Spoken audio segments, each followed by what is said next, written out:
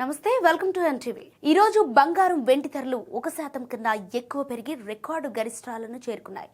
America, Venezuela మధ్య పెరుగుతున్న భౌగోళిక రాజకీయ ఉద్రిక్తతలతో పాటు యుఎస్ డాలర్ బలహీనపడటంతో గోల్డ్, సిల్వర్ రేట్లకు మరోసారి రెక్కలొచ్చాయి.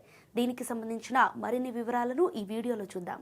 మల్టీ కమోడిటీ ఎక్స్చేంజ్ లో ఫిబ్రవరి బంగారం ఫ్యూచర్ 1.2% పెరిగాయి. దీంతో 10 గ్రాముల ధర 138,381 వద్ద ఆల్ టైమ్ హైయెస్ట్ లెవెల్ కి చేరుకుంది. 1.01% అధికంగా ట్రేడ్ అవుతోంది. వెండి రేటు 1.30% పెరిగింది. ఎంసీఎక్స్ వెండి ధర 1.7% పెరిగి కేజీ విలువ రికార్డు గరిష్ట స్థాయిలో 2,16,596 చెబుతున్నారు. ఈ సెషన్లో యుఎస్ డాలర్ ఇండెక్స్ 0.20% క్షీణించింది. దీనివల్ల విదేశీ కొనుగోలుదారులకు విలువైన లోహాలు చౌకగా మారాయి.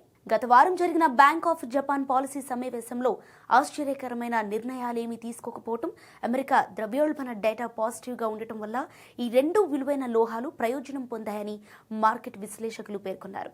సాంకేతికంగా బంగారం ధరకు 135,550 నుంచి 134,710 రూపాయల శ్రేణిలో మద్దతు లభించగా 137,650 నుంచి 138,470 రూపాయల మధ్యలో నిరోధం ఎదురైంది.